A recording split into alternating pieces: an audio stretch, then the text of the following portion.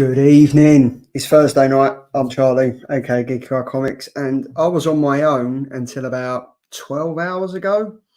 And then the man with a plan, Mr. James, aka Comic Deal, reached out and said, "Can't let you do this alone. It's cruel. Your viewers don't deserve that.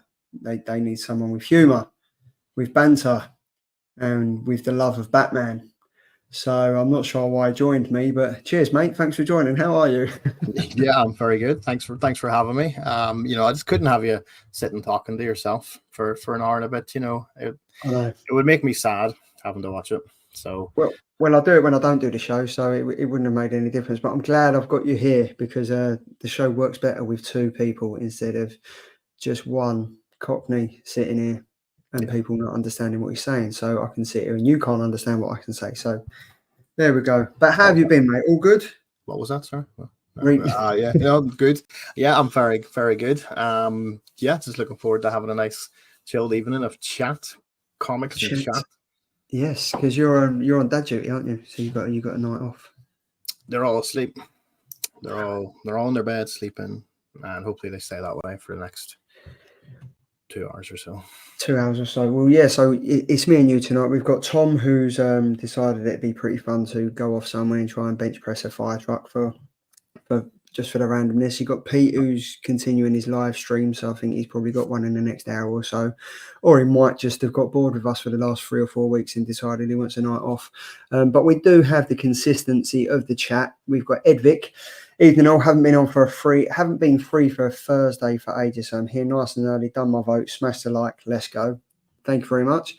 Mr. Ding Dong himself, Chris Bell. Good evening, Ed. Good evening, Killers. Who else have we got? We've got Bat Dan Dixon. Good evening, Dan. Thank you very much for joining. ABZ Comics. Evening all. I'm breaking out to San Miguel. That's standard procedure. We've got a Stella here. What are you drinking, James? I'm drinking a Lucozade. Why? You got a night off and you're drinking Lucozade? It was in the fridge. Do you know, absolute rebel at heart. We've got Leon Russell, YouTube Heisenberg. Greetings and salutations, everyone. And we have Panels and a Half Pint Superhero. We were just talking about you, Sean. Going to miss you at Thought Bubble this year. Good evening.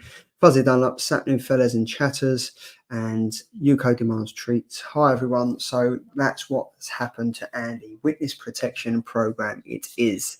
Ding Dong, Captain Comics from all the way from across the shore, AO Mates and Mermaids. Thanks very much, Andy. I'm just wearing one of them Mission Impossible masks. So that's what he's done. He's changing his identity because he got bored of the YouTube, so he decided to come on looking like James. And there we go. That Fuzzy Dunlop Lucozade gets to your thirst fast. You have not seen James at the bar at Thought Bubble. That is fast-paced.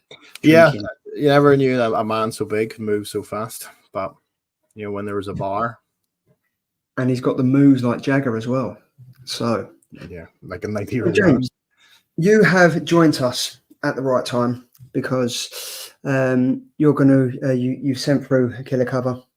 Peter sent through a killer cover. Tom sent through a killer cover. So as always, we might as well just jump straight in to the business end of the show.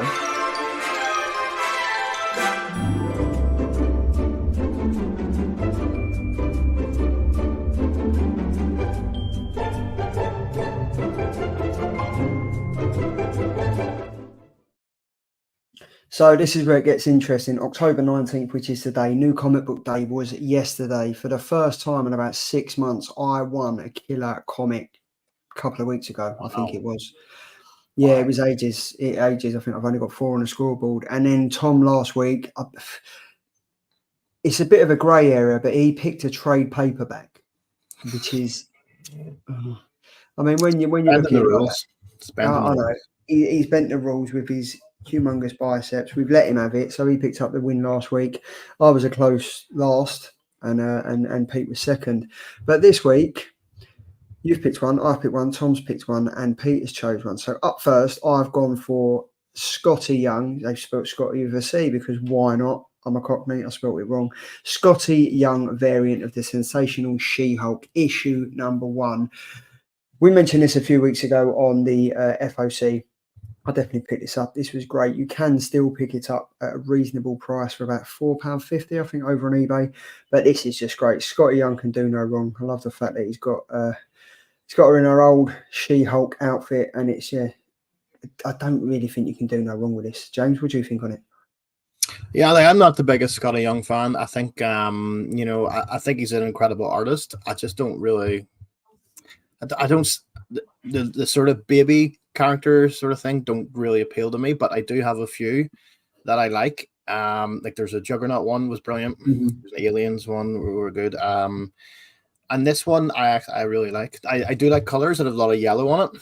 So or covers of yellow. So yellow always like it's my favorite color. So it's just it's a striking color to have on a cover, and it works well over this one. So yeah, this would be a one that I would pick up if I wanted to, but I don't. So there we go. And what's the chat saying about this? I'm sure you can count on a minimum of 2 votes this week. Yes, I can. I'm looking forward to it. I'm very much looking forward to it. Isotonic means it balances with your bodily fluids. There we go. So yeah, so this is now become an advert for Lucozade. Drink fast. I can confirm it is balancing with my So that's my pick from Marvel, the Sensational She-Hulk issue #1 by Scotty Young. Up next, we've got from Skybound, we have Void Rivals issue #5, cover E by the 1 in 50 J Lee variant cover. Tom's gone for this one. This reminds me of the cover. Is it We Are Demons? We All Demons. It was a book that came out. I think me, Tom, and Andy reviewed it a while back. Scott Snyder one, wasn't it? Yeah, the Scott Snyder one. We have demons. Yeah, we have demons, and it looks very much like that. I thought that was the main character from it. It's freaky as hell, and I do quite like it. It kind of like goes back to like that tribal mask type of thing. Are you reading Void Rivals? Yeah, I am. I don't know if I've read issue 5 yet. But I'm enjoying it. It's nice. I like the way that every issue has like a wee sort of snippet of the Transformers, but they're not like leaning too heavily on it. So yeah. I think this is a very good cover though. I don't know. I don't like it. Like the Quintessence is an odd character to have as a front and center character, especially like for a 1 in 50 ratio. It's a weird sort of race of character to have, but it's sort of deep in Transformer lore, so why not? And I think because of the Transformers, because of the success of it with Daniel Warren Johnson's one that was released last week, I think they're going to push on this a lot more, because I think Transformers is obviously going to get a bigger push than this and like G.I. Joe and stuff like that. So obviously I think they've lent onto it in the first issue. They're probably going to go back to it in this. But yeah, Tom's gone for the 1 in 50 J Lee variant cover. Peter has gone for Superman issue #7, cover E, which is the David Finch variant cover. I've got to say, I really like this cover. I really, really do like it. I think out of all the Superman covers that was released for this comic this week, this one's the best one. Now looking at it though, his arms look really weird.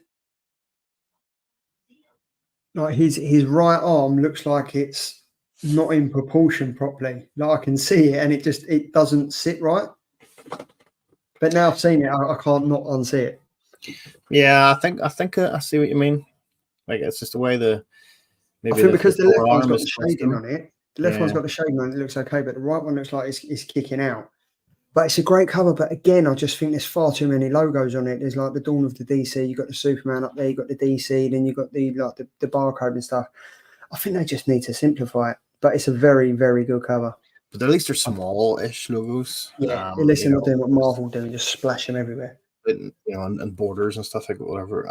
But no, I think like the sort of minimal trust or minimal trade dress that DC do are good because it's close enough to to a Virgin. But no, it's nice. David Finch can it's rarely does anything wrong. And so apart from that right arm, it's pretty. And there we go. What Sean said, a Virgin version of the Superman cover would be great. I think it would, but I mean, you could probably get that, Photoshop it, take it all out, and then just print it up and have it on your wall as a nice bit of art. But I think it's a great cover. I'm against putting the barcodes on the front.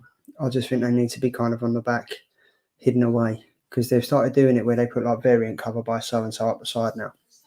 But it's a nice cover, but they get even better. So we've gone from Peters and we've gone to this one. This is lovely.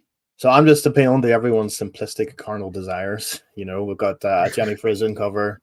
We've got a shapely woman barely dressed on the front, and I know these are always the winners. I studied I've studied the Killer Comic Show long and hard to find what is the winning formula, and it's females and it's Jenny Frison covers. So luckily one of them came out this week, and I've gone with Dynamite, Red Sonja, volume 7, issue 4, I believe is the full thing. Have you read any Red Sonjas?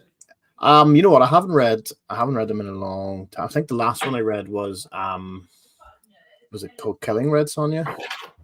And I think that was a good one. But I haven't read a lot of them recently. I mean, I think I read one. I think Dan Panosian did one a couple of months ago, and I gave that a read. But it's hard to get into. It's all the folklore and stuff like that. And I think unless you've been following it for years and years, it's kind of hard to jump into. Yeah. But this is fabulous Jenny Frison. I can't. Yeah, I am a bit of like a Red Sonja collector. I don't know why. But I've got like her first appearance. I've got like issue 1 of her first couple of series, and then her first sort of like there were Marvel like specials that she's first appeared in. So I've got a couple of those her first like standalone series. So I've got sort of every first issue in the first 3 or 4 series. So yeah, I don't know why. I just I like Red Sonja.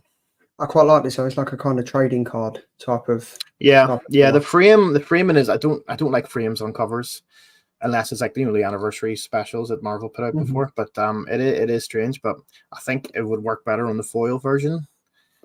But it's a beautiful cover. It's just you can't go wrong with that. It's just very well. It's a very well rendered Red Sonja. It is very well rendered, and Sean has just said yes. You studied it long and hard. Very much so. Yes, you did. And Leon Russell, James knows the low depraved audience that he's dealing with, is what he's saying. I'd be offended if it wasn't too obviously true. There we go. So that's the 4 covers. You've got James's, you've got Peter's, you've got Tom's, and you've got mine. The vote is now live over on the community tab. And it's already, we are all, myself, Tom, and Peter are all at 29%, and you are at 14%. So it's going to be, I think it's going to be a close show tonight. A very, very close show tonight. 14%. What are you guys smoking? It's all right. We're only 13 minutes in. It's all good. So many of us know, James, that you don't like Batman. True. So what better way to have you on the show than to review Batman, City of Madness, issue number 1, written by the fantastic Christian Ward, and also Jeff Lemire, Fish Flies, issue number 2. This is week 41 review, which was the comics that came out last week. Let's just get it underway. So up first, we've got Fish Flies, issue number 2, written by Jeff Lemire, art by Jeff Lemire. This came out on the 10th of October. There's only 2 covers for this. We've got the main cover by Jeff Lemire, and then we have cover B by Kelly Jones. When this first came out in New Comic Book Day, I kind of read it and was like, oh, I'm enjoying this. I can kind of get into it, because obviously with New Comic Book Day, it's only kind of a snippet. It's only like 4 or 5 pages of the actual comics coming out. I kind of read issue number 1, and me and Andy we weren't butting heads with this, but I was kind of like, I can't get my head around this. I can't understand it. I don't know if I'm liking it or not, like, very much. And I say this time and time again, with Jeff Lemire, you kind of get 5 or 6 issues in, and it kind of drops off, and then it will come back issue 7 and 8, and it kind of picks up again. It did that for May's book. I think issues 2 and 3, it kind of dropped off, and then 4 and 5, when it ended, it kind of got interesting again, but you was already over what the comic was. With Little Vampires was interesting, but it could have ended at issue 6, and then it continued on to like issue 13, I think it was. With this one, there's only 3 or 4 issues, so I think it's going to grab my attention and hold it. We're getting to the point now where I think Andy, of what he said, what he thought was the premise of the comic, and what he thought was going to be the shock value in it, we're kind of coming to it now. So we've got these 3 pages. I mean, James, what have you been thinking about this comic? I mean, have you been reading it, or did you just jump on it today when I kind of said this is what we're reading? Yeah, so this similar to stuff. I'd picked up the Free Comic Book Day version, and I read that, and like I said, that's sort of like just the first half of issue 1. So I went back and reread issue 1 and 2 for tonight, and Yeah, it sort of expands on the Free Comic Book Day issue a lot more, because it actually introduces who the main character is, who wasn't in, as far as I remember, wasn't in the Free Comic Book Day one. It's like the second half of it. So, no, I really enjoyed it. I think reading sort of the first two issues back to back probably helped. With the way the first issue ended, I can imagine why you'd be like, what, what's going on here? What is the whole story of going on in the premise? But yeah, I think adding in the second issue has sort of added a lot to it. I think there's still a lot going on that we don't understand with the whole moon stuff and the actual, the guy changing into fly and all that stuff. But no, I like it. There's enough in there to keep you intrigued to keep on reading, as I think I will. Yeah, I mean, definitely. I mean, I just love Jeff Lemire's art, and he does like subtle, like he does like subtle tweaks to like the like for the main character and everything. And I think his favorite color must be red, because he did the same in May's book. Like the thread that came out was in red. The moon's in red. The main character in this, Franny, she's the only one that ever shows any color with like the red, with the red coat and stuff.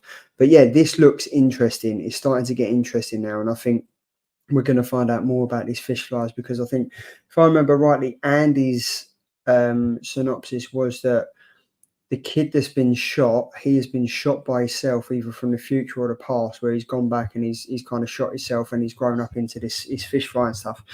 And we kind of allude to the fact of that happening when his mum says, I've seen the moon and it's all coming out. But then if you follow it through, the thread that's coming out of that kid laying on the floor there, it's kind of the same trail as the blood that when he's been shot in the shop and stuff like that. And then when he wakes up in the hospital, the moon's coming through and stuff.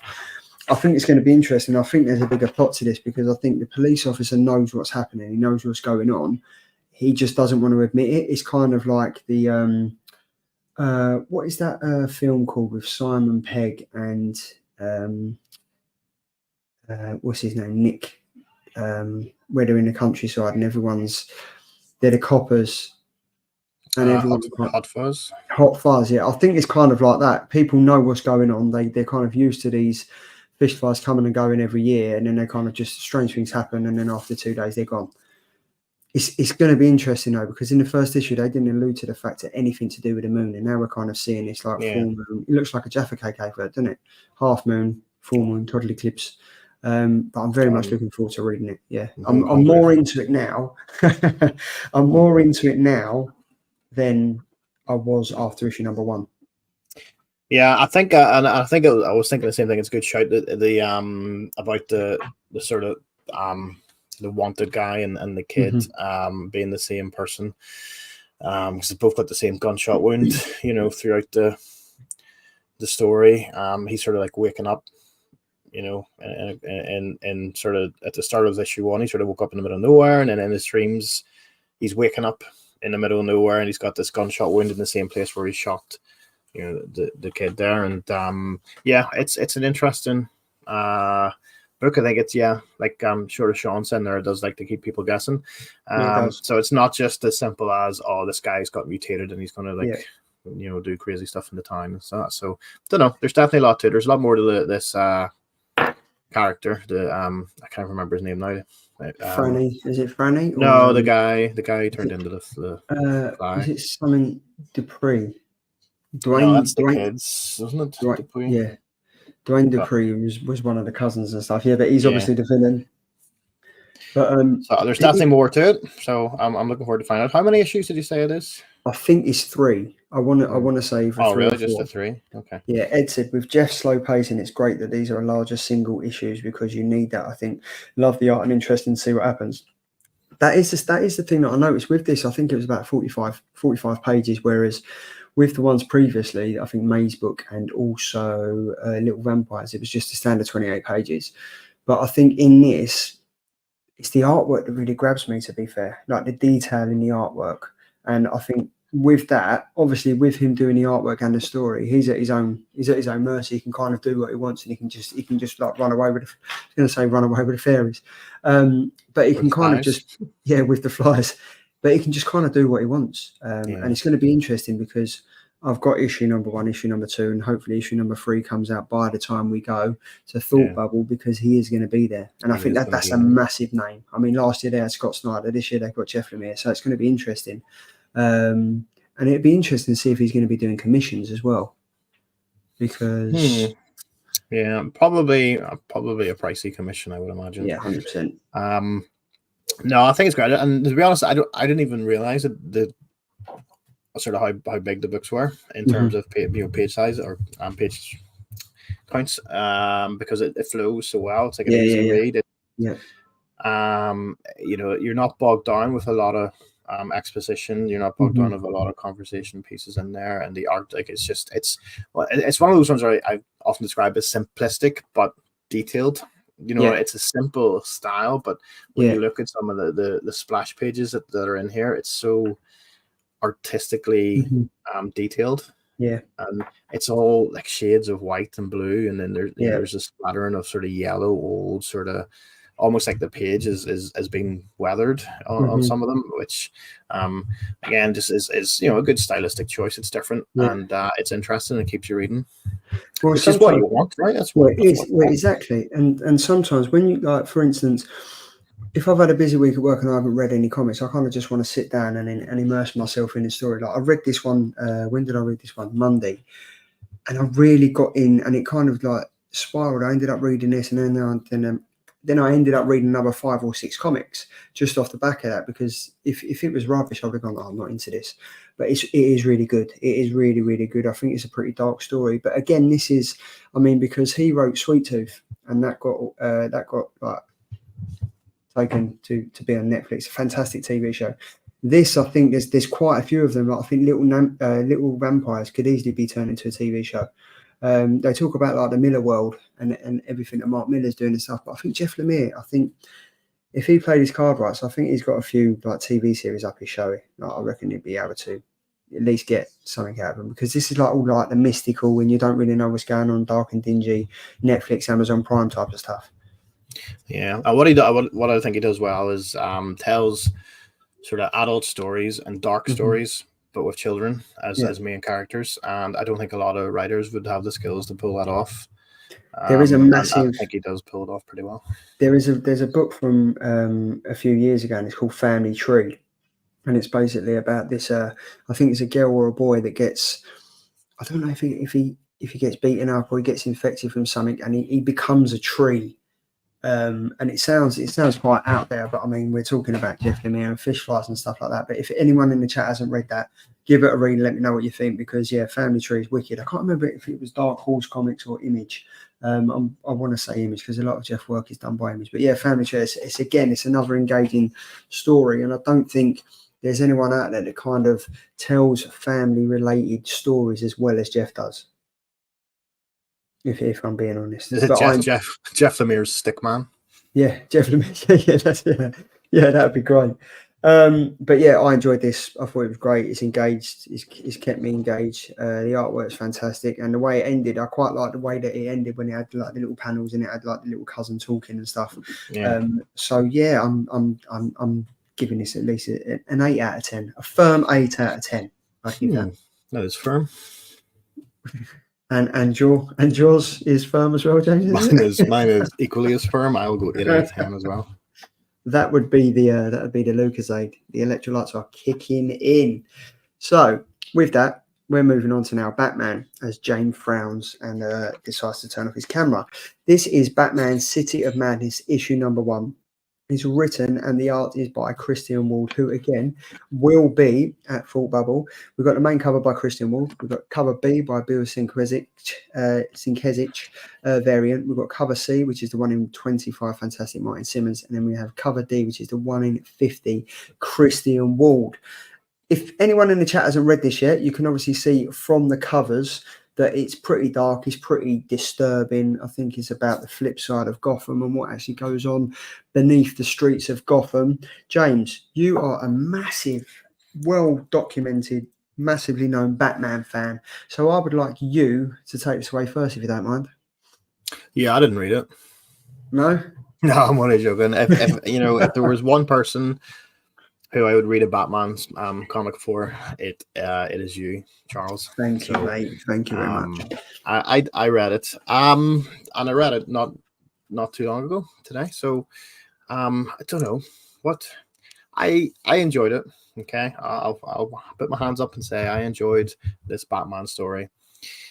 Am I going to continue reading like it? The Cheshire Cat. Will I continue reading it? Probably not. But for a first issue, I thought it was very good. So what have we got? We've got Batman. He's out. He finds Two-Face. Two-Face is like, I need help, Batman. There's something wrong with me, which obviously we all knew for the longest time. And then there's the Court of Owls, I know nothing about. So I'm going in here with no knowledge of who these guys are, apart from knowing they were in a well-loved story arc by Snyder.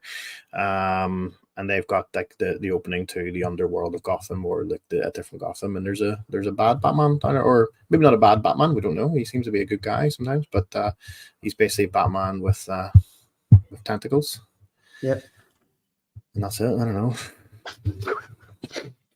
So basically the premise of this is, buried deep beneath Gotham City, there exists another Gotham. This Gotham below is a living nightmare, populated by twisted mirrors of our Gotham's denizens, fueled by the fear and hatred flowing down from above.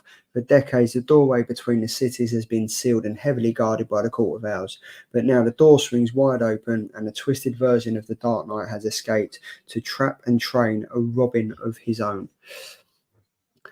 This is an interesting story, James. Do you know what? I was interested in this, and I kind of, and the good thing for me on this is that I'm reading the continuing Batman every week or every 2 weeks when it comes out, and there's a part in this comic where it ties back to that, which I thought was very interesting, because in the continuation of Batman goes into a different universe. The multiverse has opened up, and he's traveling through, and he's meeting different versions of himself. And in one of the battles, he loses his left arm. He loses his left arm or his left wrist. It ties into this with this story, which I think is quite good, how it ties in, how they're saying that because the different doors have opened up of the different realms and stuff, and Batman with tentacles, Octoman, by the looks of it, he's kind of come out, and it's going to be a good story, because it's not a DC Black Label comic, but there are essences of it being able to go over to the dark side of DC. I think it is. I thought it was on Black Label. Is it really? I think so. I think so. I want to say it is. Oh, it is. Yes, it is. That's probably why. Then I've got the logo right there. That would explain why it feels like a Black Label comic. Would explain why. But yeah, I thought it was very good. Like I really, really enjoyed it. I'm not sure if I like this Batman better than the old Batman. I mean, this Batman here kills people. Like we see a few panels of the kid there, and he's fighting for his life, and this Batman swoops down and literally with his cowl just throws a batarang, and it cuts Sharkface in half. I just thought the artwork on this was great. I think that's one of my biggest problems with Batman is just I think at this point in stage in his career, he should just start killing people, because he got nothing to lose now, right? So I like then that there's a Batman here who's willing to kill people. If I had a tentacle face, I'm not far off it, but if I had a tentacle face, I would kill people too. But it's it's interesting. And obviously the main sort of arc that is weaving through all these little bits is this kid who's traveled to Gotham to try to avenge the death of his father, who was who had stumbled upon this gang of animal heads, who and then got shot by the cop who was with them and framed as being a drug dealer. So he's traveled to Gotham from Smallville, I believe was mentioned, to get revenge on them. And then I think the storyline is the bad Batman, the Octo Batman, is going to take him for his Robin. But the only thing with this, right, is that again they can't seem to get away from the origin of the Batman story. Like someone is shot and killed, and it looks like they're killed in the alley. Do you know what I mean? And they're killed for like a robbery, or mistaken identity and stuff like that. It's still alluding to the same Batman story. Like every Batman story always seems to start with how Batman died or how someone died in Crime Alley and stuff. I think they just need to move on from that. Yeah, and you know what? It's Gotham, right? So everyone knows Gotham. Oh, it's so Yeah, crime ridden. There's so yeah, much crime. You don't have to go to an alley to kill anybody anymore. Just do it out in the street. You don't need to use an exactly. alley. At least give it a new wee twist. Oh, it was just Mm, killed in outside, Walmart. exactly. No one's going to kill. I mean, why not take it over to Smallville and kill him there, or do it based in Batman in Bloodhaven? Do you know what I Yeah. mean? And he's like pissing off Just think Nightwing. bigger. Let's think bigger. Try to go to the moon. Do it on the Just think bigger. moon. Arkham Asylum, think bigger, think bigger. What is this here? Sean, the tentacle face reminds me of the odd one, the Ood from Doctor Who. Yeah, it does. It actually does, to be fair. It does. The Ood from Doctor I Who. don't know what that is because I'm not a nerd. You should watch it. But yeah, no, I enjoyed this. I definitely think I'm gonna continue reading it. It was 60, yeah, it was 65 pages this one. So this was a big book Was it? as well. Holy moly! Yeah, Yeah. this was a big book. The Two-Face stuff was interesting as well, where they're he's obviously called Batman for help. Batman's put him back in Arkham Asylum, and he's looking, the sort of his two halves are like splitting, and they're trying to control over it. And they're saying there's like a third entity, which now seems to be like, well, I think he literally says it, "I am you," but from a different perspective, or was it a different angle? Yeah, he said I was you from a different angle, and it had the top. So he's like red, yeah. so on the bottom. So some sort of other entity that he's conjuring up in this crazy mind of his, but it's like a sideways Two-Face. Or could that be a Two-Face from the other realm who's been opened up and released? Because it's been opened up. The door is open. Well, that's the thing, because in this as well, Alfred seems a bit all over the place. He seems a bit twisted. And there was one point when I thought he was this Octo Man, because the way he alludes to it is kind of like writing Batman and Bruce Wayne his notes, and then he's like, oh, maybe I'll wake up and see you, maybe I won't, maybe I'll help you fight the crime and whatever. It's interesting. It's a totally different version of Batman that I haven't really seen before, and I think I'm going to pick it up. I do like Batman. I mean, I've got a bloody Batman tattoo on my arm. Do you know what I mean? So I think I'm going to pick it up. I'm enjoying it. So I'm glad you read it though, because I was kind of like, oh, fuck, as soon as I turn around and tell him he's going to do Batman, he's going to be like, oh, actually, I'm not free tonight. I mean, I didn't hate it. I didn't hate it. It was a good first issue. I think maybe because Batman wasn't in it that much. It was a good piece. I did like the. I mean, again, I don't know if it's some sort of existing gang, but these gang that put animal heads on, that's fun. Everyone likes animal heads on gangs, so I'm more of that, I would say. Yeah. But I'm definitely going to be picking it up. I'm going to be picking it up. And the art's great. The art, the colors, everything is the art's fantastic. And even the lettering is on point. It is. I think the letterer is actually at Top Bubble too. I'm a massive fan of when writers are not, and they do their art themselves, because I guess they have more freedom, don't they? They sort of, when they write it, they know what they're thinking. So it's not like a writer needs to go with too much detail to describe for somebody else to sort of write. But I'm going to check. I think the letter on this is that award-winning letter, and I think he's at Thought Bubble as well. Yeah, Hassan Otsman Elihu. He's at Thought Bubble as well. He's the one. He did. Done a lot. He's done a lot. Chicken Devil. Yeah.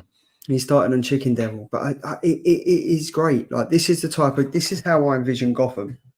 Like, dark, dingy, just the stench and everything, and the smoke and everything coming up from the sewers. And I think we need more Batman like this. Like, I'd like to see like a version of this with like Superman in Gotham, or like Harley Quinn doing this type of thing in the Joker, or even like the rest of the Bat family like kicking off, and like how everything else is going to come up from that. Because I think this can open up for that. I think this could open up for like more of the Bat family coming through. It shows Barbara Gordon like looking into where her costume is, and then it shows like a mirror image of what she's seeing with her bat mask coming on. I think this is only 3 issues. It's either 2 or 3 issues. So there's 65 pages, and every single page has got a lot going on into it. So it's well worth like the $6.99 to buy it. It does remind me a lot of the I think it was it Christian Ward did that as well, the Aquaman Black Label one. No, that was Ram V did Black Aquaman Andromeda. Oh yeah. That was at the bit again. That was a magazine size cover, and that was only like 3 issues. But that was dark. That was pretty good like that. I kind of think I swerved towards the dark side of Gotham and the Justice League. This image here in the middle of the boy holding the gun. That kind of just reminds me of Cyborg. Like there's an image of Cyborg. I think it's on. Yeah. Why is it in? I can't remember what it is. Yeah, but I mean, he's meant to be like the new Robin and stuff like that. So that's going to be interesting to see if the new October Batman swerves him. Hopefully, who knows? But yeah, I'm definitely going to be picking it up. I would say I'll give this a 6 and 7. How about yourself? Yeah, I would give it a 7. A 10? No, a 7. Oh, 7. 10. Oh, 7. You know what? No, yeah, no, 7 will do. Yeah, I'll do 7. So I mean, this was written and the art is by Christian Ward, who is also going to be at Thought Bubble. Now, while we're on the subject of Thought Bubble, we've got this for you to chuckle in your seat at.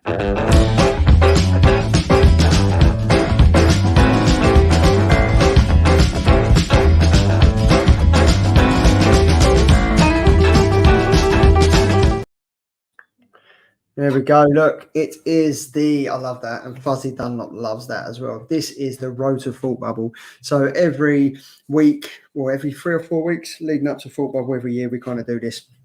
We bring it all back. We bring back the fun panels, the jokey intros and the music. And this is the Road to Thought Bubble 2023. This is our 3rd one now, James, isn't it? Hey, it's your show. I don't know. I don't watch. I don't watch this. No, it's our 3rd. Oh, 3rd Thought Bubble. Sorry, I thought you meant. Oh, that.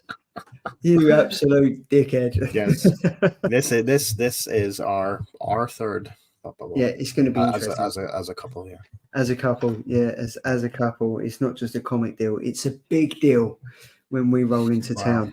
That's what the ladies say. That's what the ladies say. It is indeed. So obviously, we've got 4 coming up this week. So, 4 coming up leading up to Thought Bubble. Last week, Peter done a fantastic, stellar job of talking about John Lees. This week, we are talking about TULA LOTAY. And then next week, we've got the man that we've just been speaking about. We've got Mr. Jeff Lemire. And then to end on the high, on the 2nd of the 11th, we have the fantastic Jason Aaron. So, to jump straight in, this week we've got TULA LOTAY, and you can find her over on Instagram.com/TULA LOTAY.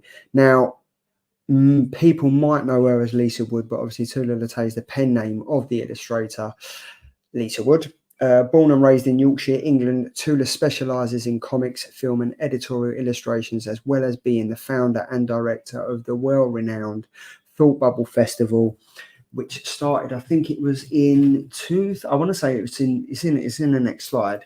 I'm just trying to think if I remembered it right. I think it was 2007. I think it was. Yeah. I think it was, yeah. In 2019, TULA was awarded the Bob Clampett Humanitarian Award by San Diego Comic-Con Eisner Committee for her charitable and fundraising work. Then in 2015, she was nominated for a GLAAD Media Award for Outstanding Comic Book for The Wicked and the Divine, which is probably one of her most famous comics that she's worked on, the known issue number 13.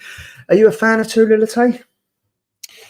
Do you know what? To be honest, I don't think I've actually read any of her work, if I'm 100% honest. So yeah, she's a good superstar DJ. She was from what I hear. She DJ'd up a right storm last year when we was at Thought Bubble, and we had the pleasure of sitting back and watching Jock and Scott Snyder hit the dance floor and dance into the early hours while drinking out of a champagne bottle. But that is neither here nor there. We are here to talk about TULA LOTAY. So, as I mentioned, Thought Bubble was founded. Oh, there we go. Look, I'll do my research. It was founded in 2007, and TULA LOTAY founded Thought Bubble to promote. See, I didn't know this until I was reading it. She done it to promote comic books to the general public, especially children with reading difficulties. See, I didn't know that. I just thought she'd literally just done it as a Comic-Con, as a local Comic-Con. Her efforts were sponsored by the local comics and board games retailer Travelling Man, which is well known. They have a stand at every Thought Bubble in there. They've got a big following. They've got a few stores in Manchester, Liverpool, Blackpool. I think they've got one there. It's obviously got one in Leeds, which is where she used to work as her day job. The first Thought Bubble was held in November 2007 as a one-day event. I don't see how that could. I mean, actually, to be fair, I could actually see how it could be a one-day event, because I think, like, we've gone for the first day, which you normally miss.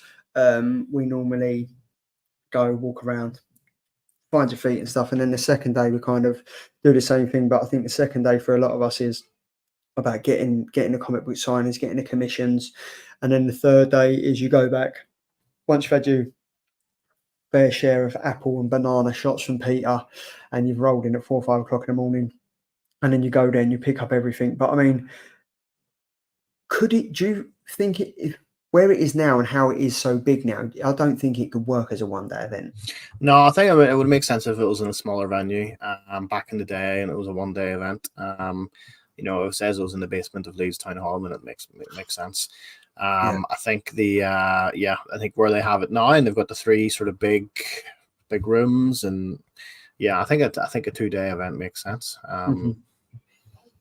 It just gives you plenty of time. You're not rushed to do anything in that one, because it's still quite small. Yeah. But it's well laid out, and I think it's you have the time if you're there for the 2 days. Yeah. You can relax a little bit. You don't need to sort of rush, and you can plan. Someone's going to be here for a signing, and this person's here for a signing. They're going to do this in this show, and you can really plan it out and make a solid weekend of it. Well, that's it. And I think the massive thing is, obviously, like with TULA LOTAY, she's kind of, obviously, she's well renowned for her art and the comics that she's worked in. But she just, first and foremost, she kind of set this up. She stepped away from it now. She doesn't do it now. She's kind of like left it to someone else to kind of take on the mantle and stuff. But she's still going to be there this year, because I think she's going to be there in the capacity of like the distillery setup, the likes of Jock, Scott Snyder, Becky Clunan, Ram V, Mirko Andolfo. They've all kind of joined, and they've all kind of set up their own distribution, comic, create her own business. But she's going to be there. So I think even though that she's not part of Thought Bubble now, I still think she's got her fingers in the pies to see how it's ticking over and stuff. And obviously she's going to be, if there's anything that they need to get across the line, I think they'll just flex their muscles and say, well, look, TULA LOTAY stuff done this. But she just walks around, like casually just walking around, signing autographs and doing a few SketchUps and stuff. But yeah, as you said, this was it was the first as an event in the basement of Leeds Town Hall in the 2008 convention, and then it was held at Savills Hall, Leeds Dock, which was followed by an after party at the Aliyah Casino. Which you would not get me out of the casino, that's for sure. No, but where's the after party normally now? It's at the Majestic, isn't it? Yeah, it's at the Majestic Hotel. Yeah, and I do want to attend the after party more this year. I think last year I sort of walked in, and then there was a massive queue at the bar at the lounge. The sort of first bar. I guess what would you call it, the lounge bar. And it was so warm. It was just roasting in there. So hot. It was so hot. So I think we just left. But I think this year I really want to. I'll bring my shorts, so I'm chilled out, and then really just making effort, because apparently there is bars in the other rooms. So I don't know why there was such a big queue at that main bar, but yeah, I think there is. I think there's like, because obviously as we walk in, there's the main bar. There's like the main sit down area. There's the main bar, and then I think there's rooms that pan off to the right and the left. But yeah, it was hot last year. They have put up a post to say that they encourage people to get their drinks from the rooms, because that way they get some. I think they're getting money, or that money's going towards obviously the money they make. Yeah. Through the rental of the halls and stuff like that. So it will make sense to sort of help them out that way, as opposed to just using the hotel bar, because then that just goes straight to the hotel. Yeah. And then in 2009, the convention itself moved from Leeds to Harrogate. The move mostly came about due to the space constraints in Leeds, which I think is what we said. Like, this is it's still small, but it's a perfect location, because I think what is it? There's like 1, 2, 3. I think there's like 3 or 4 rooms, isn't there? There's 3, and then there's the sort of what would you call them? Almost like conference rooms upstairs, where they would hold their panels and things like that, which is good, because it keeps the sort of panel separate from the main floor. Yeah, so that is Thought Bubble. But then obviously moving on, so she's done some fantastic art, and when I was looking through this to like look over the stuff and like what she's done some fantastic. It's very. I'm a massive fan of Dan Panosian, and his kind of way of like the line works and the art and stuff is very similar. So I kind of naturally gravitated towards TULA LOTAY. This was Elephant Men number 45 that she did in 2012, way back for Image Comics. This is great. I mean, having looked at this, I kind of want to read this comic now, and I wouldn't even want to jump in at issue number 1. I'd kind of just want to jump in at issue number 45 to find out what this story is about. But I think mainly because of how amazing her art looks. Like, I think this is like how she's managed to get that effect onto a page. Like if you was to open up this page, like a lot of comic books now are very bold lines, very bold colours, where this just seems very intricate and nice and a relaxing read. What do you think? Yeah, it's like visited a spa on a page. There we go. It is. You just want to chill out, put your feet up, put some wax. Nice pastel colors, very relaxing in any environment, and put some whale music nice, on and just drift away. Some elephant noises. There we go. There we go. So is that an elephant or a dolphin? It's a dolphin. It's a dolphin. So that is Elephant Men issue number 45 that came way back when. I don't think I've ever read an Elephant Man comic. I know the creator Richard Starkins, isn't it? He's always at the bubble, isn't he? So I've ever read a single one. I think I've flicked through a few pages, but again, it's never leaped out to me as something I want to read. I always remember seeing it when I was flicking through previews years and years ago. There was always Elephant Man. Yeah, but I've never read it. So if you've read it, let us know how it is in the chat. There we go. Look, the Majestic, the greatest toilets in the UK. I would say they are very so spacious, so spacious. No one can hear you scream in there. Do you know there was like I think it was, I don't know if it was on Kickstarter, but there was or an Indiegogo maybe campaign to do like a creator-owned book about tales from the Majestic toilets. So they would, like they had people submit stories and art for a anthology about the Majestic toilets. Seriously? So, yeah, I only heard about it before it was too late. I was like, I would have loved to try to get a story in there. But that's cool. That's wicked. That sounds well good. This is Supreme Blue Rose, and I think she done the covers for six issues of this. I think it was 6 issues. Yeah, this was from 2014. It spanned from 2014 all the way to 2015. But this is pretty cool how all the covers kind of link up.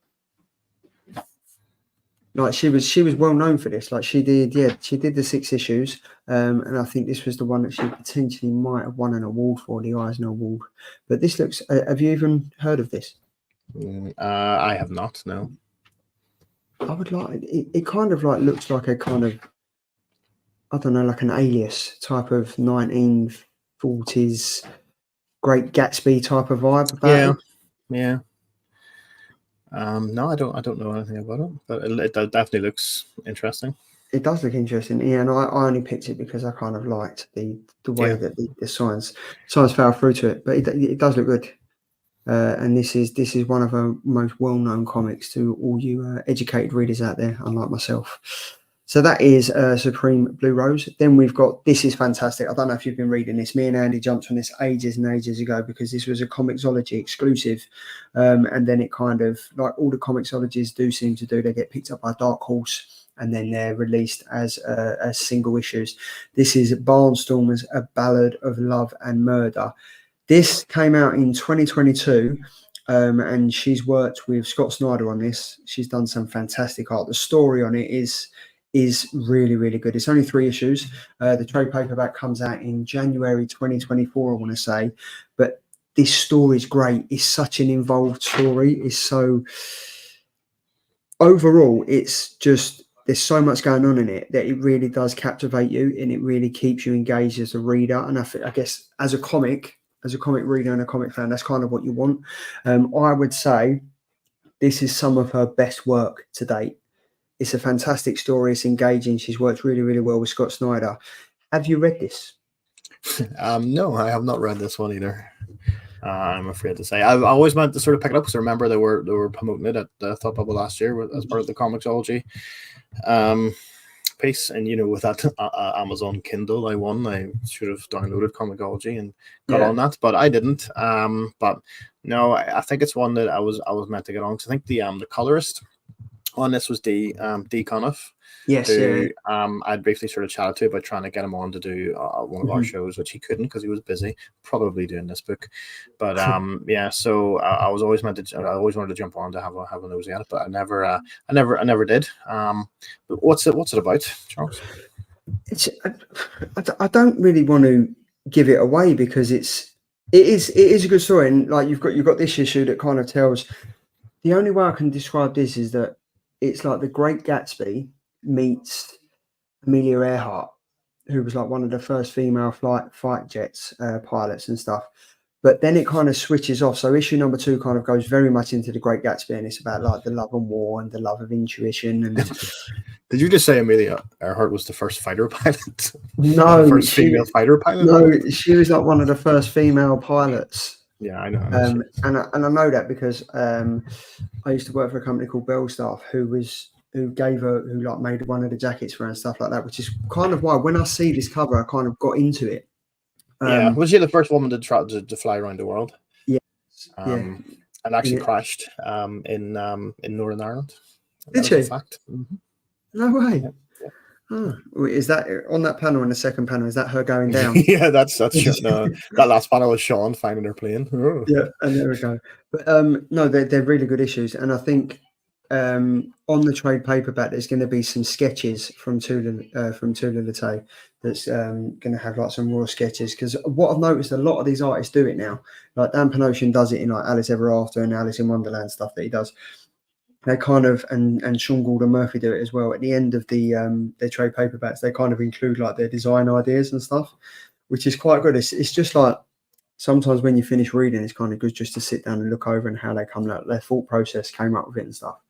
The only character for this that I was put off by in issue number 1, and Sean, if you're still in the chat, you'll know this, is the character on the right-hand panel of this reminds me, I think it's the Minutemen from Doctor Who. Another Doctor Who reference here. It is the Minutemen. I think Sean will point me out if I'm wrong, but it does remind me of the Minutemen. But it's a good comic. It is a good comic. Really, really enjoyable. Did enjoy it. I know Andy likes this as well. And again, Dark Horse Comics, TULA Lotaay, Scott Snyder, absolute dream team. Then we go on to some commissions. Now, her commissions are fantastic, and they go for a fair few dollars, pounds, sterling, yen, whatever you want to buy. I mean, they're fantastic. Euro. Like they really, the euro. Sorry, I didn't mean to miss you out there. I mean, they're awesome though. I use pounds, Charlie. I know you do, mate. But I mean, like, she wasn't doing commissions at Thought Bubble, and I don't know if that's because she was kind of there as.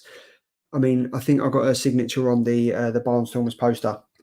But I wanted a commission from her, and she was just like, I'm not doing one. I think because she was there with her daughters last year, me and Andy tried to go and get one, or I think it was either me and you, or me and Andy that tried to get one, and it was a bit like, is she going to be doing commissions? She's sitting there with her daughters and stuff. But having looked at these, I'd love to get a commission from her. I think they're sensational. They really, really are. So you've got these 3, and then you've also got. I mean, look at these. These are great. Yeah, they're good. They're good. They look expensive. They do. They do look expensive, don't they? And you can tell an expensive commission. But yeah, no, they look great. That Electra is great. Like, so I pulled these off of Candescent's art, and I mean, I think that Batman one was I think it was going for a resale price of like £850. Yeah. So, and you can kind of see that. But I mean, the thing I like about TULA Lotaay's art is that even if she'd made a mistake, it would work with the image. Do you see what I mean? Like if it was to just, I don't know, for instance, for the Poison Ivy one, if there was an extra finger in there, it would work. Do you know what I mean? It would kind of work and it'd all tie in and stuff. But it's great. Well, yeah, I think I like her artwork. I like her artwork. And now that like she I mean, of course she's very talented, and yeah, these I think when you look at produced work and then you look at commissions, you can see just how talented somebody is, because this is like, okay, you've got a script to follow, and you're doing that, and that's fine. And drawing comics based off scripts can be hard. There's a lot to think about, but then sometimes when you're doing commissions, you're just looking at a screen, like a blank page. You know what you have to draw. Someone says, I want a Poison Ivy. You got to come up with everything. Like, so even looking at that Poison Ivy piece, he's going to do it from a top-down angle, and she's going to be having a pair of clippers in her hand, and there's going to be vines and ivy and stuff. It's just so creative, and Yep, and I think it's definitely, as you said, like, I mean, if we just kind of go back and look at that, like, there's detail in there, and that's for a comic book, but when you kind of get that, it's natural. Do you know what I mean? She's just sat down, she's drawn it, and it looks great. Yeah, it's different though, because a lot of her work is pencil based and like fine colors, where this seems to be, it's been not fully colored in the Electra, but it works, doesn't it? I mean, it's definitely.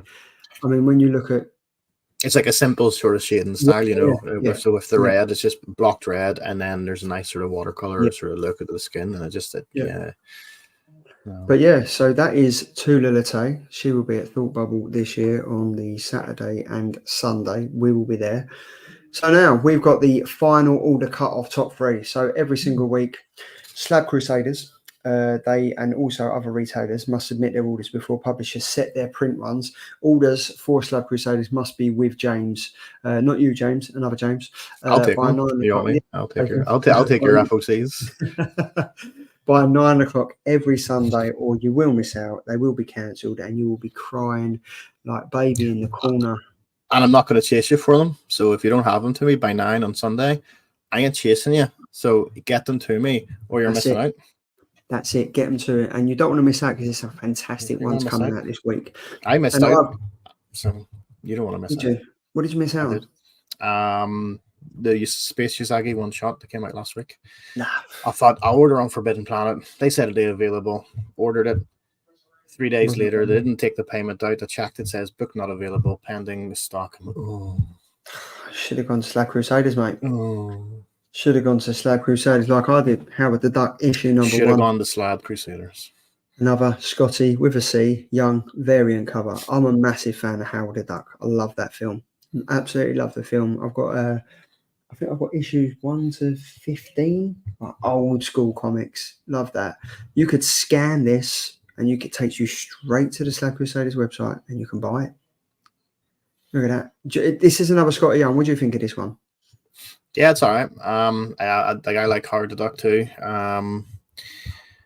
So yeah, I mean, Howard the Duck is sort of a character where that sort of style works well. Yeah, or maybe more so than others. So yeah, no, it's good. Howard the Duck, just and there's so much personality you can bring into Howard the Duck, with just the facial expression. So I think that it works well. There we go. And then Tom went for Secret Wars Battle World issue number 1, variant cover by Ryan Stegman. I mean, obviously, Secret Wars, we know it's coming. We've had the Secret Invasion. We've got the Secret Wars coming. We know it's all going to come. I was reading today that by 2027, they reckon that there's going to be like a new Marvels phase where they're going to bring back like the Captain America. They're going to bring back Iron Man and stuff like that. And I think that was inevitable. I think them characters are kind of the be all and end all of like of Marvel. So I think it's only right that they're going to bring it back. It's pretty shit, to be fair, if I'm being honest, because they're dead and buried. But if it happens, it happens. Marvel's superhero Secret Wars. Have you read any Secret Wars before, James? So I read the original one. I don't know, it was Secret Wars 2, was it? But it was the most recent one, which sort of brought in the Ultimate. It was sort of merged the Ultimate Universe and everything. I liked it. Like, again, there's probably about 1 million spin-offs, but some of those spin-offs were really good. They had like all the different worlds coming together, and there's lots of different rulers of different worlds, and then eventually they all just sort of combined and merged into one. Like, literally, I think all the worlds were clashing into each other. So I actually really enjoyed that story arc. It was very well done. And then, what they were able to do off the back of it, and then bring sort of Miles back, into the main universe and things like that. I think wasn't Miles was the only one, or Miles and what do you call it, the evil Reed Richards? Oh yeah, no, it was. Yeah, they're like the only two that sort of crossed over, weren't they? But, as far as I remember. But yeah, no, it was good. That's Thoroughly Secret enjoyed Wars that read. Battle World issue #1, variant cover by Ryan Stegman, and then I think was it? No, I think Pete went for that, and I think Tom went for Wolverine issue #39, Marvel Comics, Tom Whelan, X-Men 60th anniversary variant. Is this something you would pick up? I haven't read an awful lot of modern X-Men series. Now, when they relaunched the series there a couple of years ago, I was reading the first couple of issues, but I just sort of I wasn't enjoying it. So I'm probably not going to pick this up now. I mean, I don't even like that cover too much either. It's not great, is it? Like, it really, really isn't great. I don't know if it's. I don't know. It's just the whole X-Men film, and we say it time and time again. Like when Tom did it on Not Quite Mint, the whole X-Men, X of Swords and stuff, I just couldn't get into it. And I think where I was reading the comics and trying to watch the films at the same time, I just got lost. There's so many crossovers in it that don't make sense. I just get a feeling that these comics are going to be the same. Yeah. Yeah, and to be honest, I don't even know what a Hellfire Gala is these days. That's like a big thing people talk about every year. I don't even know what that is. It's massive. Have you not been to one, James? Do they not do them over where you live? No. I think the invite must have got lost. I didn't order it before 9 p.m. on Sunday. That's right. This is quite concerning. I'm gonna reach out to Dan. Speaking of sketches, how's that sweet Dan Panosian sketch you won, Leon? Sore subject, Yuko. Sad to say, I appear to have been stiffed on that one. Leon, I have your contact details. I'm going to reach out to Dan the Man after this show, and I will ask him why you have not received that fantastic sketch of Alice that he did when he was on the show about 3 or 4 weeks ago. So leave that with me, mate, and I promise you I will get it to you, hopefully, before the new year 2027. Just letting you know. So these are the fantastic Slab Crusaders FOCs. Head over there. There's loads. There's Marvel, there's DC, there's cover picks, there's potential cover buyers. Head over there. You can pick them out and shop till your heart is content. And then when you're doing that, tell them that the Killer Comic Show sent you. And yeah. Guys, I don't want to tell you again. Get it in before 9 o'clock on Sunday. Just get it in. I'm not sure what he's talking about, but make sure you get it in before 9 o'clock on a Sunday, because no one likes to not get it in on a Sunday. 9:01, too late. 9:01's too late. 9:01, job done. There we go. The Killer Indie Picks for October 26th. So, up first, in keeping with Halloween that we've got coming around the corner, I've gone for A Haunting on Mars. Now, this is written by Zach Chapman, and the art is by Ruar Campbell. And the premise of this is... I'm sorry, do you want to try to pronounce that again, Charlie? Let me say, is it Ruari Coleman? Rory Coleman. Rory Coleman. This is where I'm such a cockney. Unless it says Rory, I'm reading it totally differently. Rory Coleman. There we go. Rory Coleman. I do apologise, sir. So Mars is a wasteland, a dead colony founded by a dead billionaire, holding darkness and secrets within. Secrets within Echo Team are sent to uncover. A hacker, a psionic, an empath, a soldier, and their corpo loyalist leader. They've crashed far from the LZ and their sanity's already unravelling. Sound like a comic for you, James? It sounds interesting enough. I do like Rory Coleman's art. A good Northern Ireland based artist. So you got to support the local artists. This looks freaky. I might buy one issue, but yeah, it sounds alright. I like space. Yeah, and it's from Scout Comics. It's from Scout Comics, so it's going to be a bit gory, a bit out of there, and a proper indie comic. So if you're looking to get on this, make sure you pick it up. Then we have Edenwood, written by Tony S. Daniel, who's obviously done Noctera, and the art by Natalia Marquez. This is Tom picked this a few weeks ago as I think one of his cover picks, I think.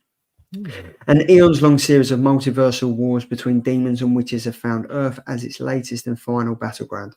The battle pits Necromena, the ever-expanding demonic land that has supplemented the Middle West 20 years ago, against Edenwood, the witchcraft-controlled land that acts as a barrier against the war zone and the rest of the US realm.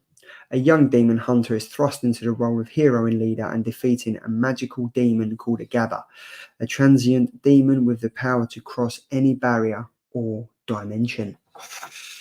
Wow. That sounds pretty good. That seems like a bit of me. I'd be interested in picking this up. Sounds pretty good. There we go. Does it? Leo. No, does it? I'd like to read that. I'd like to read it. It's right on my alley. Yes. There we go. I'll send a pic in when, if it arrives. The space is currently occupied by a nice Dave Gibbons Watchmen signed print. Honestly, I will reach out to him and I will try and get it for you. I do apologise. But there we go. That's Edenwood issue number 1. And then finally, we have Tier Collector issue number 1, written by Diego Arandojo, and the art is by Hiroshio Lala. This is from Blood Moon Comics. Have I got that wrong again? No, but it sounded beautiful. Hiroshio Lalea. There we go. And this is from Blood Moon Comics, and this is a gothic horror set in the London of the 1980s. A woman collects tears in order to keep in contact with her dead husband. When pouring tears on his decades-old corpse, she's able to resurrect him for a few minutes and keep their love alive. I mean, it sounded romantic, and then until that last sentence, it just sounded like she was into like necrophilia, and it just yeah, I think she's collecting more than tears. So, there we go. Look. That's one and done. There we go. So yeah, Tier Collector. If you're into that, give it a read. Why not? But we're at the end of the show. What, already? I know. It's 10 past. It's 10 past 10. What's the scores on the doors, George Draws? So what have we got? So in 4th place, James. And unfortunately, you are with 14%. Red Sonja. So it hasn't changed. It hasn't changed. Guys, I did extensive research. I spent hours researching every Killer Comic Show-ish episode that's come out to see what you guys like, how you vote, when you vote, the colors, the subject matter, the artists, everything. I did all that research, pinpointed the perfect cover that my research, which I stand by, had suggested that you guys would like, and I come 4th. I don't even come 3rd. I come 4th. What can we say? And in 3rd position, it's Peter with his fantastic Superman. In 3rd place, right? In 2nd place, sorry, it's me with the Scotty Young She-Hulk with 24%. And I don't know how he's done it again. But in 1st position, with 43% of the vote, it is Tom with the Void Rivals cover. This is a fix, absolute fix. That's like there's been 21 worst votes. Cover out of the 4 of them. I don't know. There's been 21 votes, but yeah, good luck to Tom. He seems to be pulling away with it now. Ed Vic's got a great point. You know, you research what bots like. Obviously, it's a Transformers character. That's it. Because obviously, it's like robot sex to them, isn't it? Yeah, I've just wasted hours of my life doing that, and I didn't think about bots and robots. Transformers. I kind of tried to play the system. I went on what I won last week, and it didn't work. And there we go. Look, Tom has made multiple accounts. He has indeed. He started his PT business, and he's basically put in the leaflets that he's handing out. Join now, and give me your YouTube sign and address, and there we go. He's won for the 2nd week in a row. 20% off if you vote for me in the Killer Comics Show. There we go. 20% off. 20% off a bicep kill. But there we go, Tom. You've won. Fantastic, mate. Nice one. Hopefully you're back next week. So, and you can follow us all over on Instagram. You've got Geek Guy Comics over on Instagram, and then you've got Geek Guy Comics on Twitter.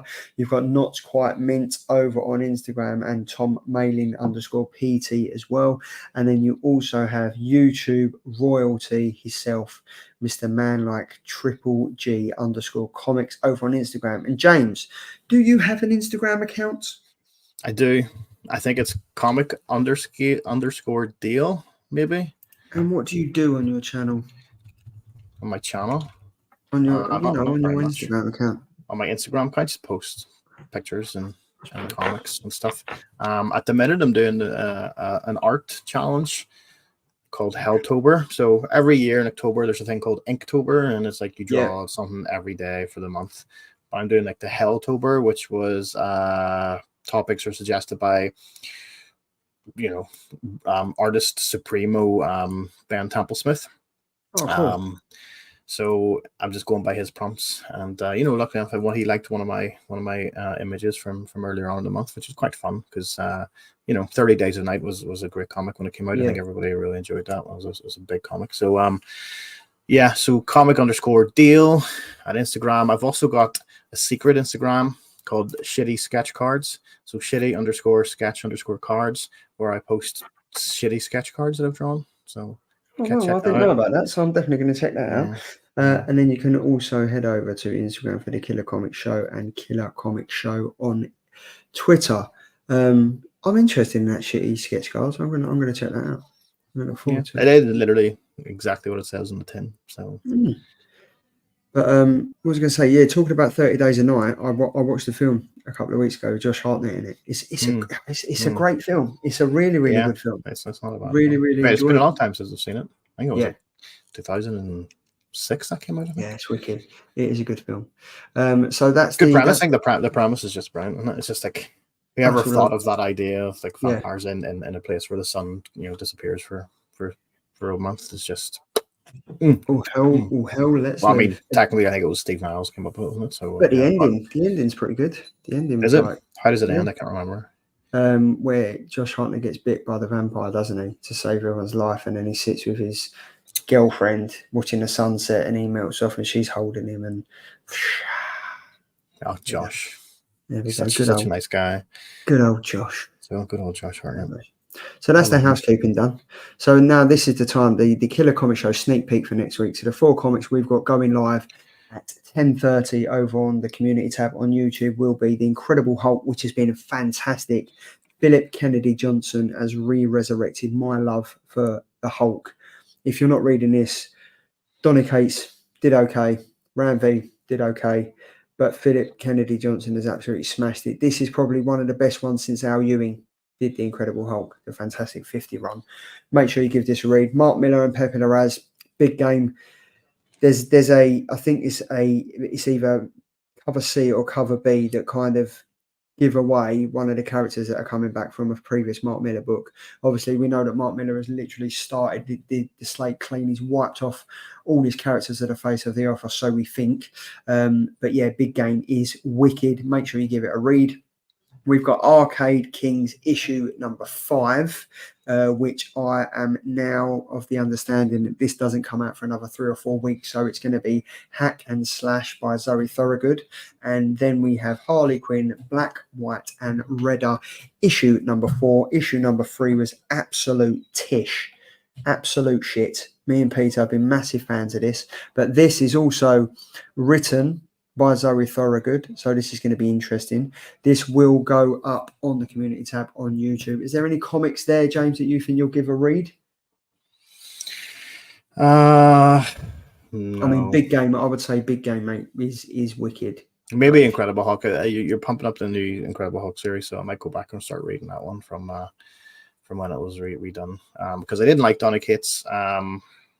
And Ryan, it was Ryan Otley did the art, wasn't it, for on that run? Mm-hmm. And I like Ryan Otley, but I didn't, and I like Donny Cates to a degree, but I just didn't like what they were doing. It was just, after coming off the Alu and stuff, it was just, but maybe I'll check out The Incredible Hulk. Yeah, go for it. Passport Comics says, Charlie, I was going through my channel the other day when, remember, we were on Peter's channel and I chatted it up with Chris Claremont. Yes, you did. Everyone likes to do that. Everyone likes to go to these Comic Cons and then either call us live on the stream or call Peter on his phone and just like, he might be talking to Chris Claremont or he'll be talking to someone else and he kind of just puts the phone in their face, the camera in their face and says hello to everyone. Skips the queue. Just skips the queue. He does just run over everybody. Sorry, I've got to do this. I'm on the live stream. I'm live in the UK. Yeah. And there we go. Hey, man, I'm live in the UK. There we go. Look, the pan out camera of All Hell Breaking Loose is amazing. There we go. Yes, it is very much indeed. Was that Efren's Comic Con? No, I think that was Planet, I think that was That was big very, game. very good. Was it big game? Yeah, I think it was. So that is the sneak peek for next week. But then up next, we also have. So where am I? I want to touch on this. So this is Zavi.com. So myself and Peter were lucky enough to be sent these fantastic Hero Chapter 4 cards, which are the DC Hero Hybrid Trading Cards, NFT type of thing. You can kind of get these cards, you get physical packs, you kind of can scan them into the fantastic easy HRO Hero app. And we've got a box here that contain 24 packs of cards. There's 4 cards, there's 7 cards in each pack. What we're going to do next week, we are going to break these down. We're going to open them up and we're going to be giving away 4 packs to various lucky people in the chat.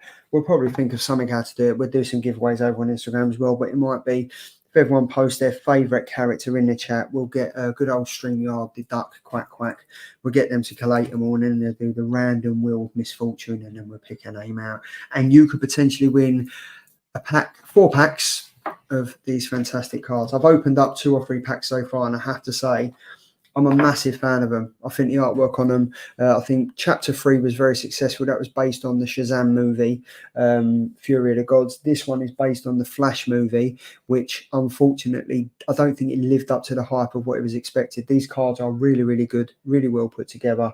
Head over to Instagram, check out the little blurb that I've given about that. But you can load them into the app, and there's a video coming out tomorrow, which will be a detailed review and unboxing of these. And it will also be followed up by another video that details how to use the app and a simplistic step-by-step guide from yours truly. Now, James, you're into your like trading cards and stuff. Is that anything you'd be getting into, do you think? You always ask me these questions, and I'm always answering no. And I feel like I'm just a misery guts, but no, probably not. I'm no interest in DC cards, if I'm honest. So, I like the technology behind what they're doing with this. I think obviously whatever deals they've signed to produce these cards based on the movies has probably not worked out great for them, considering that those last 2 movies haven't been considered great movies. But hey, if Series 3 was successful and if enough to do a Series 4, then I say keep that ball rolling, guys, and good luck. But not for me. I mean, do you know what, like the thing with this is, so there was a massive surge for like the NFTs and stuff, and everyone was jumping on the bandwagon getting NFTs. That kind of died a slow death. These, I think, where they're tangible, that you can hold them. You've got the let's just open on that. Whoa, make yourself big, Charlie. Let's just have a look. Yeah, let me make myself big. Right, so yeah, right. That's some pack opening ASMR going on. So, there we go. So as I mentioned, these are like tangible cards. So this is Batman Legends of the Dark Knight. There we go. What else we got? We've got Rafe Chases Superman. We have a Black Canary. We have a Superior Pencils card, which is Aquaman. There we go.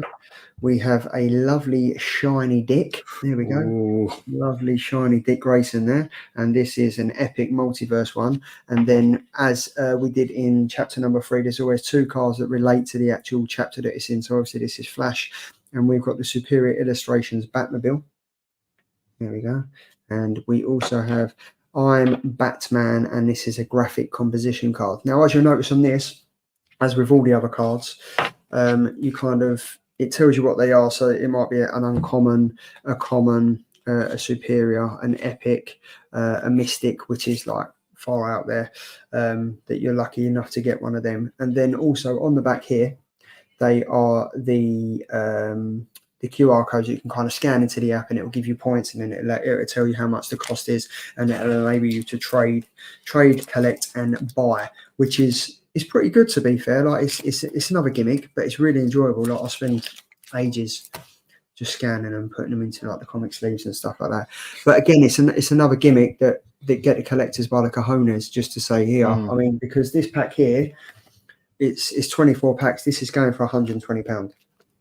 This is going for £120. That's going, I think this this booster pack of 4 cards of 29 cards. This is going for like £20. So I think if you kind of, when it's aimed at the children, if the children are massively into their comics and stuff, and they're collecting and they're talking to their parents, they're put under the cost to buy these things. I mean, I remember years and years ago when you would collect the trading cards, like whether they was the Lego cards or the Pogs. Do you remember the Pogs? And you would have the actual folders with the sleeves to put them in. I kind of want to go back to that. I don't just want a load of these cards laying around the house. I kind of want to go back into the collecting the sleeves, like the Pokemon cards and stuff. Yeah. But it is a good gimmick, and it's another rabbit hole that I can definitely see myself going down. Yeah, I mean the prices seem to be about standard for trading cards these days. Yeah. So you know that so Disney came out with that their new trading card game, Lorcana, quite recently, and you know you're talking about the same sort of prices for like a booster box. You know, you're talking over £100, and you know kids aren't going to be able to afford that. And essentially, I don't think these are aimed at kids anymore. Yeah, they're aimed at fat nerds like us who want to collect it. And you're not fat, sorry, I didn't mean to do that. But I mean, like generally, you know, people who just sort of want to collect those things. But yeah, I think it seems to be the going rate. But yeah, and you know, I think that they do have a nice gimmick attached to them, like you said, with the app and all that. And you know, I think again, I don't know if it's just a bad timing thing when you know they tried to launch it and then the sort of NFTs were on the up and up, and you know, and they thought maybe they can sort of tie it in that way. I don't know, because obviously like that's sort of backfired these days. But yeah. I mean, the cards look like good quality cards. They are, and I mean, nice I've got the app up now. So basically, so the app's loaded. So you kind of just you kind of log in and stuff, and then you go down to scan your cards, and you would click on that, and then you would literally scan that, and then it would come up, and it tells you like you got a new card, and this is now in your digital portfolio. So this will stay with you now. So say you was to speak to someone or bump into someone that you wanted to trade cards, you can kind of do that. You can kind of buy and sell. And I mean, there's loads of stuff to do. There's like loads of different stuff. You've got like the hybrid, the craft, and you can craft your own cards. You can mix like 2 cards together to create like a mystic or a super card. Then you've got like the crafting. You've got like the store where you can buy. I mean, some of the cards are going for like 3,600 points. Ridiculous. And then obviously you've got your store, which tells you how much they're going for. So you can kind of, this is my store at the moment. These are all my cards that are kind of going there. And then you can kind of, you trade in. So like when you're trading, I guess it's like you're trading, you can kind of, you put on your cards and you trade with someone else, and then it can, the price can fluctuate whether up or down if that's going to go. But it's a very, very, very easy app to use. The video that's released tomorrow will like highlight that, and it'll be a step-by-step guide, and I'll do all the fancy stuff where I pan out and just show you how to use the app and stuff. But it is enjoyable. But that's enough about NFTs and hybrids and DC cards as well. We've also got a little treat for you as well, for the viewers as well. The guys over at Digital have sent us this. It's the trailer for the Chapter 5 trailer, and Richard has told me that this hasn't been viewed anywhere else. So I feel very privileged to see it. The guys in the chat, I hope you enjoy this. So without further ado.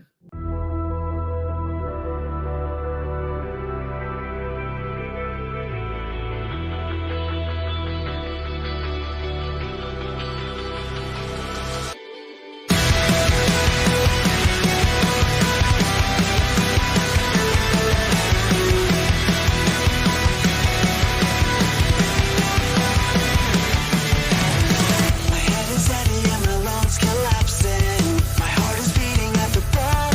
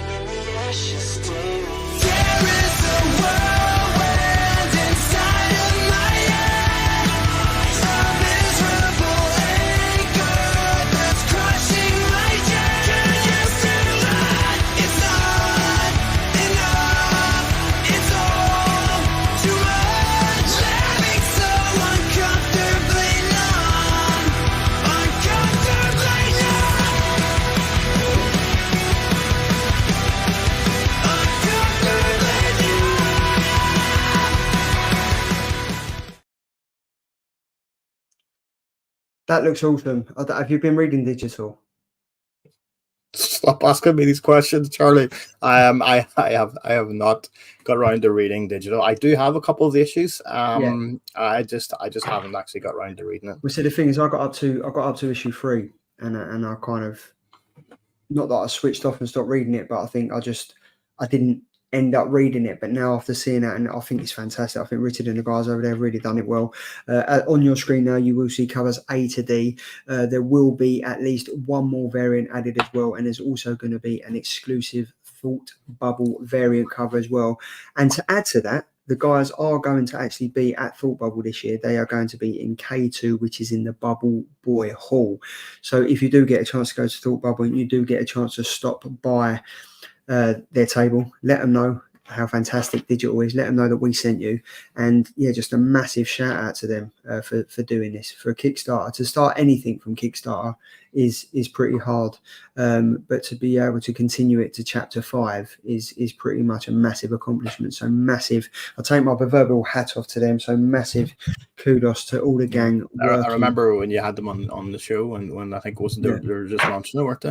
Just launching chapter 1, yeah, you can just tell the love and the passion that the creative team have behind this book. And you know, I think, like, I'm just jealous that these guys are able to put these books out and make them, you know, so successful and look so good. So yeah, again, if I had a hat, you know, I might borrow your proverbial hat, put it on, and then I'll put it on, and then I'm gonna take it off. And I'll give it back. There you go.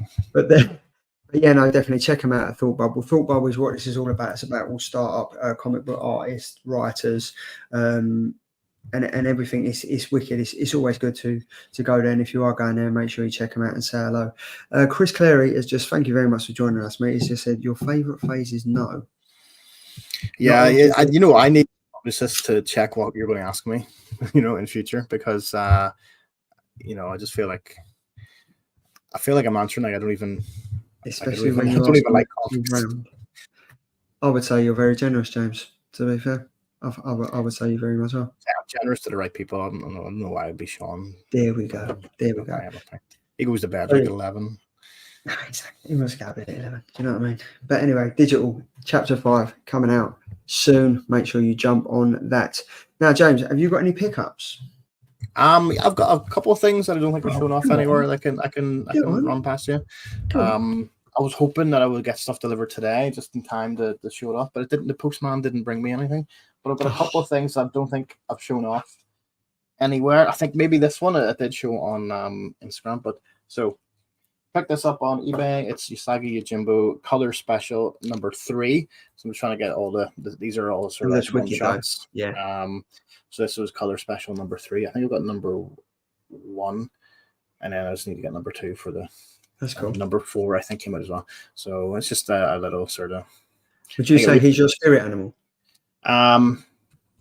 If I was to have a spirit animal, then perhaps. I picked this up because I can't remember if someone told me I have read it, but I couldn't find it anywhere. So I picked it up on eBay just because Jason Aaron is going to be a Thought Bubble. So I picked up Southern Bastards issue 1. Of course, yeah. I want to get that, obviously get that signed and give it a good read. Because again, I think I've read it, but I can't I actually can't remember. And I can't find it anywhere. So I just thought, you know what, I'll buy a fresh one. Give it another wee read. So and yeah, I mean, from what I remember, if I have read it, it's a cracking wee story. That's going to be a big queue at Thought Bubble, I think. But then saying that, there's not really, even the big queues, they move pretty fast. Yeah, I think the longest I queued was for Scott Snyder on that second day, but he was floating around and just sitting down in random spots at random times, wasn't he? But it was when he was like in for a signing. I got him to sign a couple of books, and then Rafa Albuquerque was beside him, and there was nobody, there was nobody going to him, but he was like, they had like a joint book they were launching, so they had posters that they were signing and stuff, which was nice. And then the last one I've got here is this was Turtles issue 51 from the Mirage run. Wicked. This was the second to last book I needed to pick up. I got this a couple months back. There was a guy on eBay who was selling this whole turtle collection. I was outbid on many books, none that I really needed apart from this one and then one other one. I think Luke Hydro Collectibles picked up quite a bit from the guy. And I dropped the guy a message, said like, "Oh, you selling your whole collection? What's going on?" He says, "I'm buying a chair, so I'm a very expensive chair." So he sold a lot of his books. Got some good prices for them too. To buy a chair. Yeah, to buy a fancy chair. So this is issue 51, and it's in a lovely top loader and mylar and everything. Nice. Taking great care of those books. Look at that. So I only need one more issue to complete the volume 1 of the Mirage run. Wicked. Which is issue 47. And you know me, Charlie. Unless it's alcohol, I don't like to spend a lot of money. So I don't like buying books that are sort of a bit pricey. So issue 47, seems to be the average between 70 to £100. I don't want to pay that for issue 47. The only reason it's so expensive is because it's technically the first appearance of Space Usagi, which is a character that nobody cares about. Right. Yeah. Unless you're a Usagi Jimbo fan, nobody cares about it.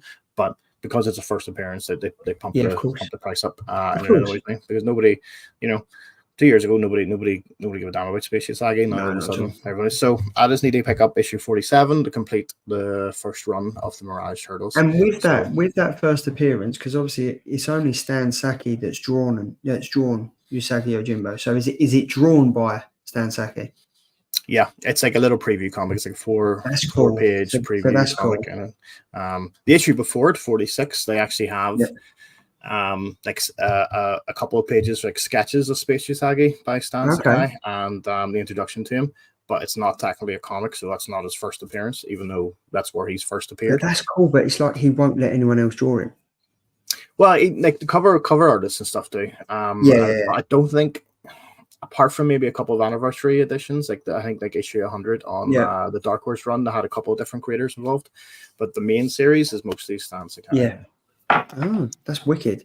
I've only got one pickup. I've literally got, based on the show me and Peter and Tom did the other week. This is Daniel Warren Johnson. This is Murder Falcon. I'd read it years ago when it first came out, but just to have it in hand is.